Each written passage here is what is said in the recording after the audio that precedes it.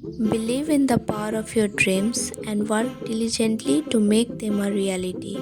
Happiness is not something ready made, it comes from your own action.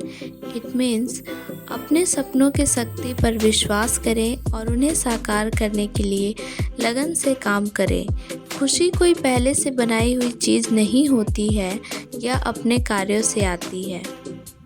So hello friends, good evening. कैसे हैं आप सब? I hope आप सब बहुत अच्छे होंगे और अपनी अपनी लाइफ में पॉजिटिविटी के साथ आगे बढ़ रहे होंगे और अपनी प्रिपरेशन को अच्छे डायरेक्शन में लेकर जा रहे होंगे। तो मेरी भी प्रिपरेशन चल रही है और आपको तो पता ही है कि अब तो बस कुछ ही दिन बचे हैं, मुश्किल से 12 से 15 दिन और हैं।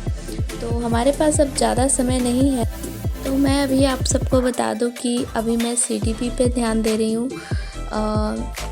मैंने बहुत सारे वीडियोस भी देखे कि 10 दिन में तैयारी कर ले, 15 दिन में कर ले और PYQ सॉल्व कर ले, उससे हो जाएगा। लेकिन ऐसा नहीं होता है। जब तक हमारा कॉन्सेप्ट क्लियर ही नहीं होगा तो फिर हम क्वेश्चंस कैसे लगाएंगे।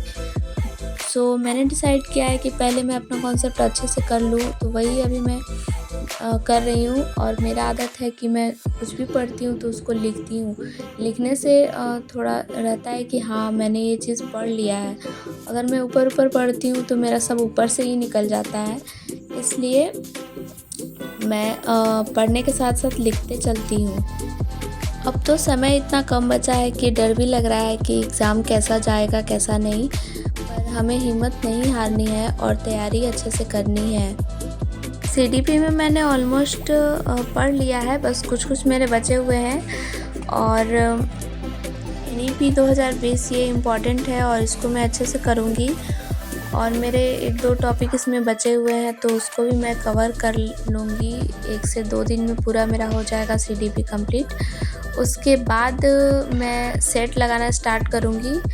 और मैं आपको बता देती हूँ कि सोशल साइंस तो मेरा उतना सही से इस बार भी नहीं हो पा रहा है, क्योंकि उसका सिलेबस ही इतना बड़ा है कि क्या पढूँ और क्या छोड़ूँ, इस तरह से हो रहा है। जब से मैं घर से आई हूँ ना, तो बाबू का भी रूटीन काफ़ी चेंज हो गया है। पहले दिन में 11-12 बजे तक सो जाता था, तो मुझे समय मिल जाता था दिन में पढ़ने के लिए। तो अभी क्या हो रहा है कि दिन में सोता नहीं है वो, और शाम में सोता है 5 बजे या 6 बजे। तो मुझे दिन में उतना समय नहीं मिल पा रहा है। जिनके पास बच्चे हैं ना, वो रूटीन के साथ पढ़ाई कर ही नहीं सकते हैं। मैंने सोचा था कि मैं अपना एक रूटीन सेट कर लूँगी, उसी के अकॉर्डिंग पढ़ाई करूँगी।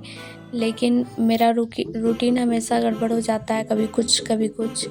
तो अभी शाम हो गया था तो मैंने सोचा कि शाम का दिया जला देती हूँ, उसके बाद फिर से पढ़ाई करूँगी। अभी बाबू सो ही रहा था तो मैंने शाम का दिया जला दिया। उसके बाद से मैंने फिर CDP ही आज मैं कंप्लीट कर रही हूँ, क्योंकि मुझे ऐसा लगता है कि जिसमें पहले घुस जाओ उसको कंप्लीट कर लो, उसके बाद दूसरे में आओ। आप सबकी पढ़ाई कैसी चल रही है कमेंट करके ज़रूर बताना, और कोई सजेशन हो तो भी मुझे बताना, क्योंकि अभी मुझे काफ़ी डर लग रहा है, क्योंकि समय बहुत कम बचा है और कम समय में लगता है कि क्या पढ़ाई किया जाए और क्या छोड़ा जाए।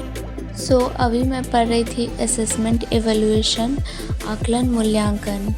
और इसमें असेसमेंट 2 प्रकार के होते हैं, फॉर्मेटिव और सबमेटिव।